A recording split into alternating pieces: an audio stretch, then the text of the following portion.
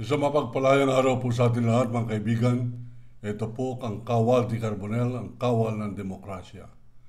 Ang pinakamainit po ngayon na issue na pinag-uusapan dito po sa buong Maynila ay yung issue po ng alitan ni boxing champion Senator Manny Pacquiao at Botangero champion Rodrigo Roa Duterte. Ano po ang kanilang pinagkagalitan? Bibigyan ko po kayo muna ng background. Una sa lahat, matagal na po magkaibigan itong si Duterte at saka si Pacquiao. Si Pacquiao ay naging superstar na galing po siya sa General Santos City. Ang General Santos City ay meron pong mga 2.5 oras ang layo pag iyong babagtasin ang Malungon, Davao, Malalag Road.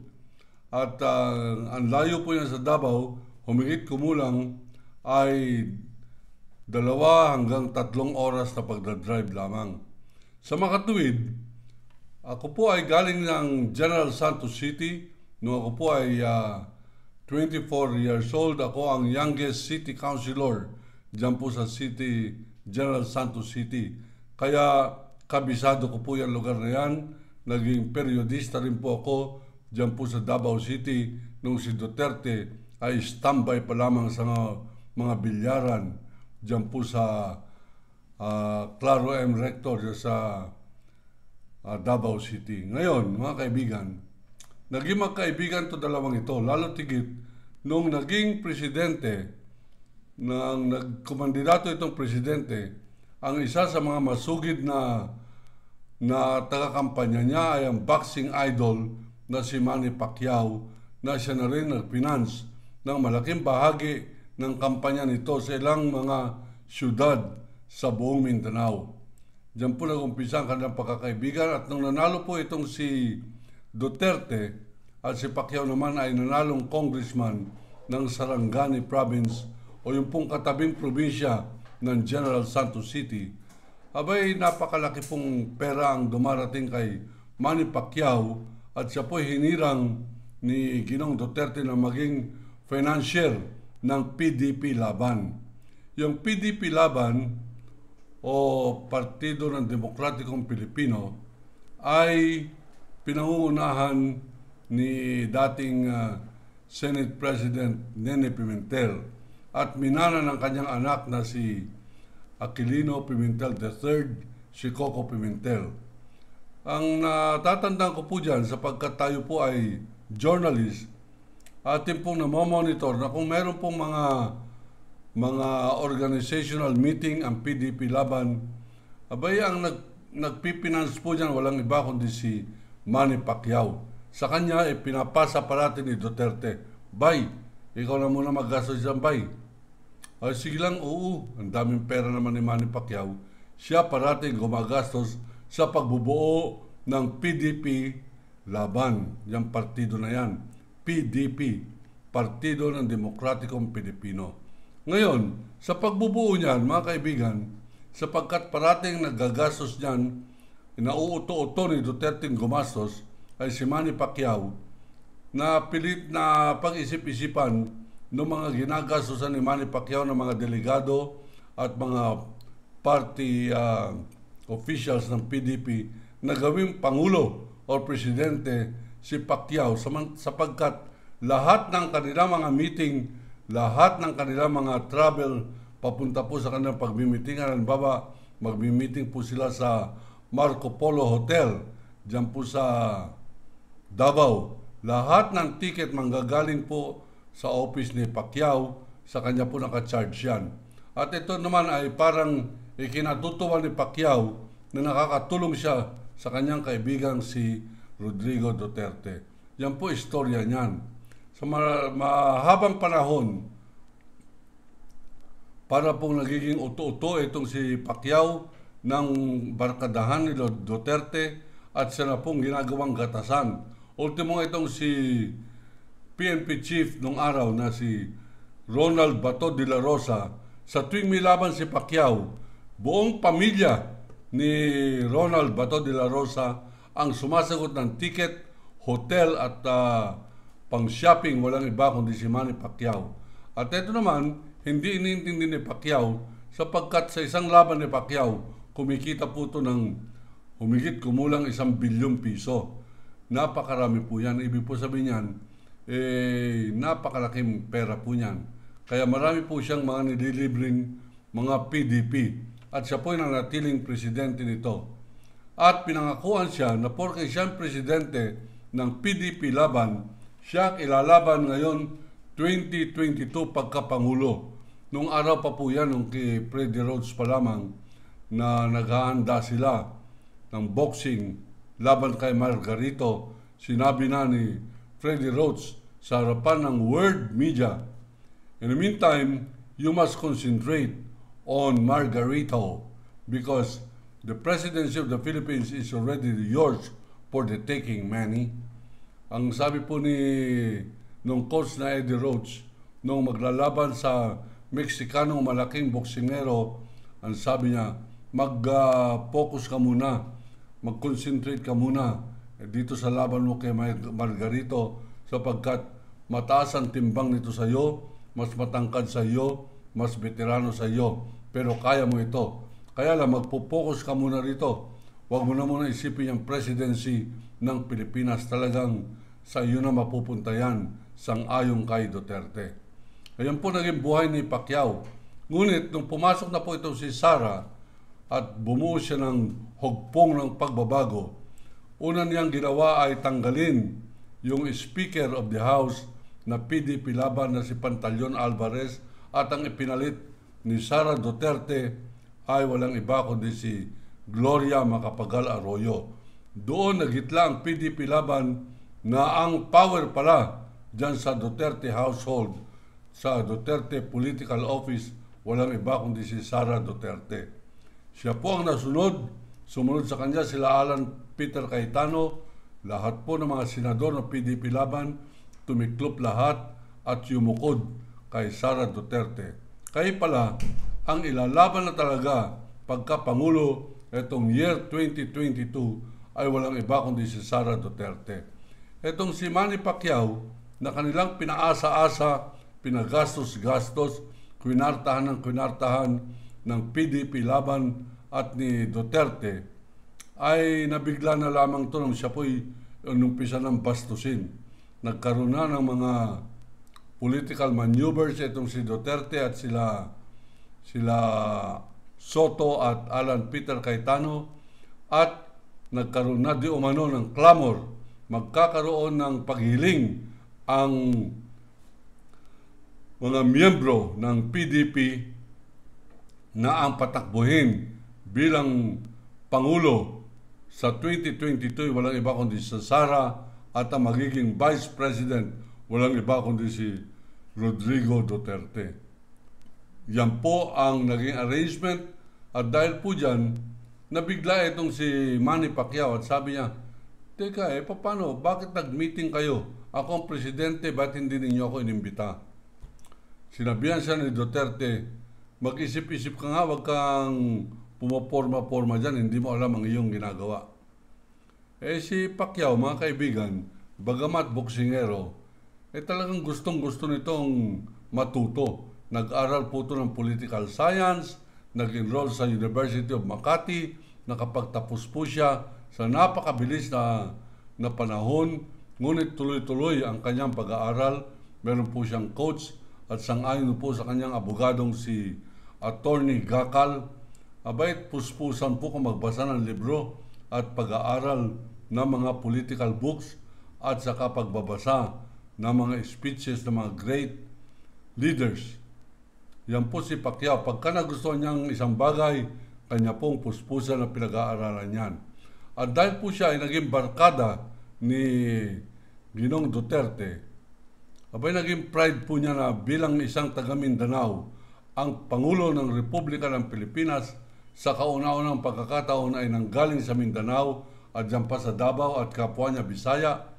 Pinagbigyan niya ito, sinuportahan niya ito. Sukdulan kung anuman ang kanya nakikita, pagpatay dito ni Bato ng mga hinihinala kunong, mga drug pusher o drug addict, hindi na po siya kumikibo dyan. Pag nagkakaroon po ng malaking nakawan, hindi na po siya kumikibo sapagkat as a good party man, he had to support the President of the Republic of the Philippines who is also the chairman. Magkaiba po yung presidente, magkaiba ang chairman, who happens to be the chairman of PDP Laban Political Party. Kaya nga po, nung nakita niya na talagang inaapi na masyado siya at siya po ay sinasantabi, ni barangay chairman yata, hindi na siya papakandidatuhin ni Duterte. Nakita niya siya po ay tinatraidor, siya po ay sinasalbahe, siya po ay binabastos, at ang tingin po sa kanya ay para pong basahan na lamang o ibabasura na lamang. Abay, nagsalita na to si Pacquiao. Sabi niya, wag naman ganun. I am the president of the PDP Laban and it is my prerogative to call my own meeting in order to pursue a party agenda. Abay, maganda naman po yung sinabi niya. Bilang Pangulo, sabi niya, nasa kanya yung kapangyarihan na tumawag ng meeting upang pag-usapan kung anuman ang mga diferensya o anuman ang plano sa loob ng partido politikal o PDP Laban. Dito nagalit si Duterte at sinabihan siyang wag na siya nakikialam sapagkat hindi siya marunong, mag-aral muna siya. Abay, nagtampo po to si Pacquiao at sinabi niyang, Mr. President, ginawa ninyo akong presidente, let me act and let me function as one. Bayaan po ninyo naman na pagkat ako'y ginawa ninyong Pangulo ng PDP, bayaan ninyong magtrabaho ako at gumawa ng tungkulin bilang Pangulo ng partido. Dito ang nangyari, mga kaibigan, tinanggal siya pagka-Pangulo ng mga loyal kay Duterte at bilang ganti, sabi ni Pacquiao, mukhang hindi na ninyo ako masyadong ginagalang, magkakahiwa-hiwalay na tayo ng landas. Ako'y mayroong mga nalalaman tungkol sa malaking korupsyon dito sa gobyerno at karamihan ng mga nagtraidor sa akin ay mga involved dyan sa korupsyon na yan. Yan po sama ng loob ng boxing champion na si Senator Manny Pacquiao. At dahil po ito'y narinig ni Duterte, hinamon po siya. Alam po ninyo to si Duterte, napakatapang na tao to. Si hamon boy to, hamon ng hamon. Oy, Waldy Carbonell, barilan tayo. I accept. Teka muna, tulog pa ako eh. Oy, Carpio, debate tayo. I gladly accept, Mr. President. Teka muna, hindi ka pala presidente, hindi tayo pwedeng magdebate. Ito si Pacquiao, sinabi niya, kung may ebidensya ka, Pacquiao, ilabas mo. Sabi ni Pacquiao, I accept. O ilabas mo, hanggang ngayon, hinintay kita. Ang sabi ni Pacquiao, marami ng ebidensyang binibigay sa akin, maraming mga dossier, at etong lahat ay aking isasubmit sa Malacanang. Yun po sabi niya. Di submit mo. Opo, isasubmit ko yan bago ako magtungo sa Amerika para sa aking susunod na laban. Yan po ang kalagayan natin ngayon at ang aking pong mga bubuit, yung po bang mga spy natin sa loob. Alam po ninyo, sa galing ko po makisama at siguro dahil sa aking mga pakikibaka, marami po ang mga taga Malacanang lihim na tumutulong po sa atin. Sapagkat Pilipino pa rin sila, nakikita nilang talagang ibinubulid na tayo sa pananakop ng China ng Pangulo ng Republika ng Pilipinas na kanilang pinagsisilbihan, pero bawal silang magreklamo, bawal silang umangal at sila ay tinatakot at sila ay natatakot sapagkat ang loob ng Malacanang punong-puno ng mga Dabawenyo, DDS, Davao Death Squad nandyan po sa loob at karamihan ng mga empleyado o malapit kay Duterte, hinahanapan ni Duterte ng mga issue parehong ginawa niya kay Laila de Lima kahit na walang kasalanan, nagagawa niya ng kasalanan. At ito ang kinaninervyos ng mga nagsisilbi kay Duterte kaya hindi po sila makaangal. Pero nagpapaabot po sila ng informasyon sa akin. Ang sabi nila, una, nininervyos etong si Duterte sapagkat tong si Pacquiao may ugali na maninindigan siya pag kanyang pinaniwalaan. Naniniwala siya na malaki at naging triple pa ang corruption sa ilalim ng Duterte presidency at ito'y kanyang in-announce. Kaya lalo po siyang hinamon. Kung talagang meron kanyan, ilabas mo sapagkat yung corruption dyan sa Bureau of Immigration, yung pastillas, pinatanggal ko yung mga tao dyan. Yan po ay walang katotohanan.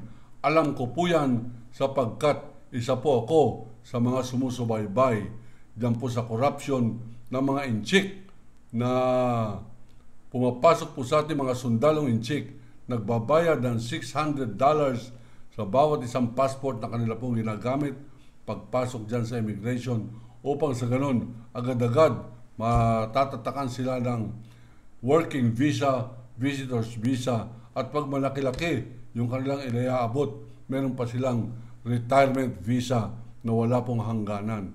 Alam ko po yan sapagkat meron din po tayo mga kapanalig sa Bureau of Immigration nagsasabi po sa atin yan. Pagka meron po tayong pagkakamali, ako po naman ay hindi senador, hindi po ako general. Di magdemanda kayo, idemanda ninyo at sasagutin ko yan. At ibubulgar ko lalo yung listahan ng mga inchik na naipasok dito, military na Chinese, imbis na ito'y hulihin, imbis na ito ay sagkaan, pigilan, binibigyan ng visa. Abay, napaka-traidor ng Duterte na ito. At tayo po ay sumasaludo dito kay Manny Pacquiao.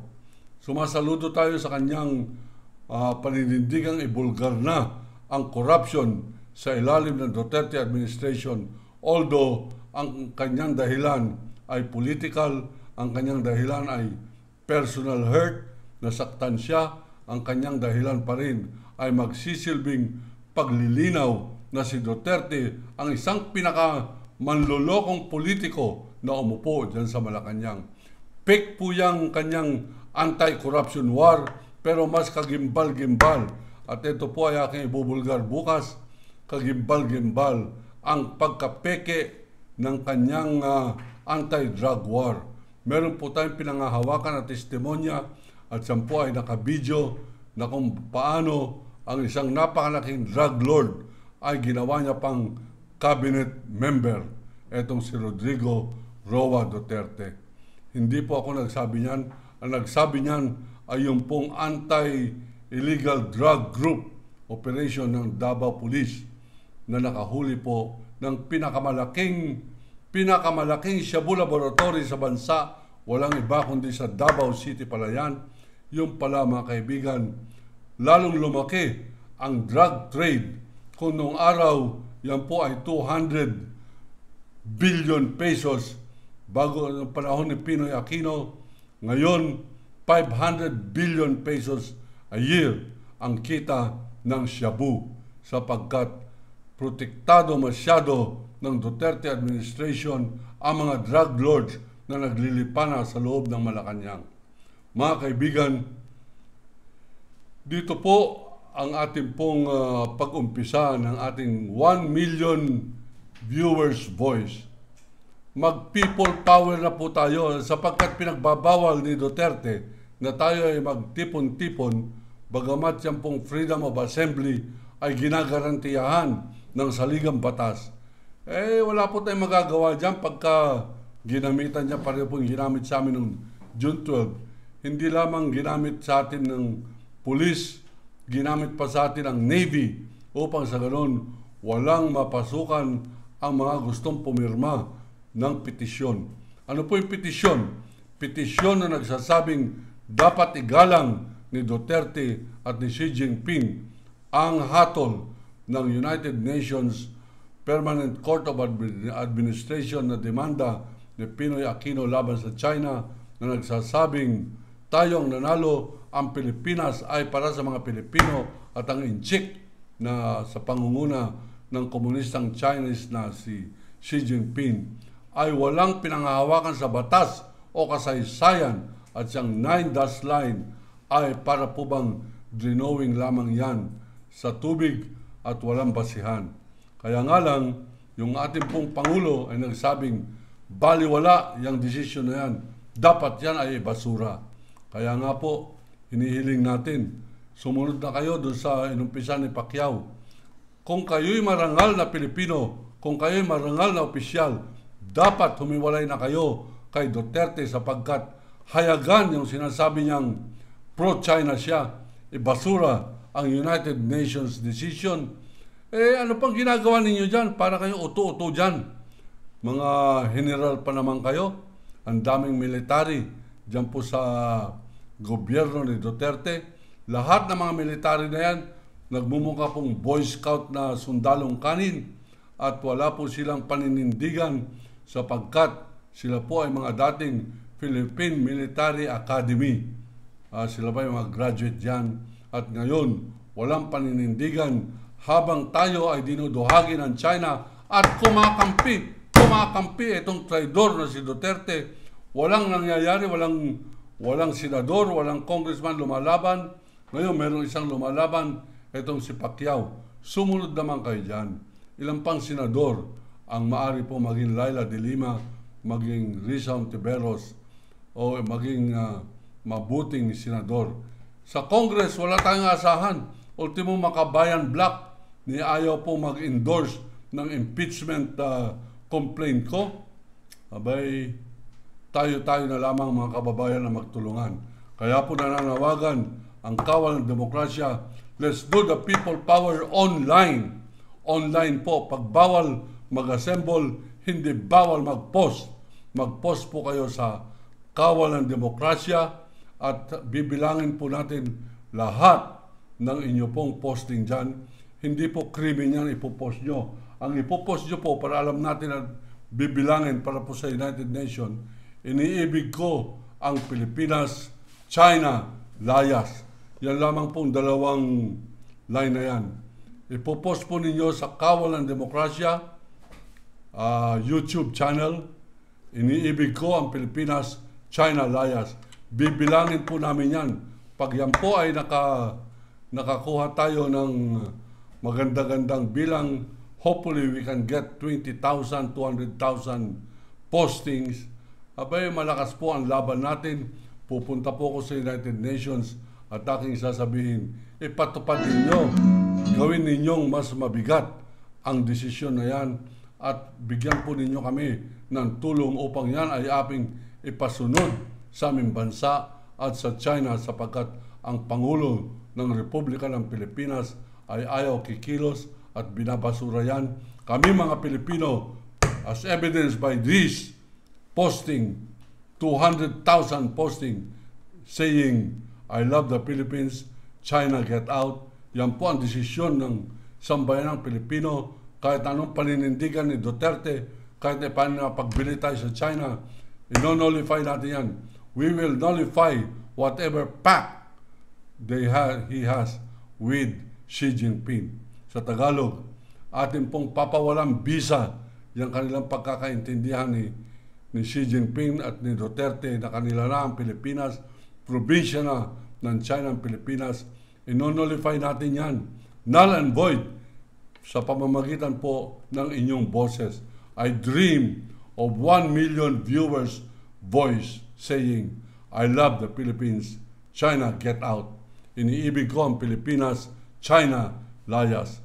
Ako, si Waldy Carbonell, ang sasabing, yan po ang ating paninindigan, yan po ang ating mensahe, yan ang ating pangarapin, yan po ang ating laban.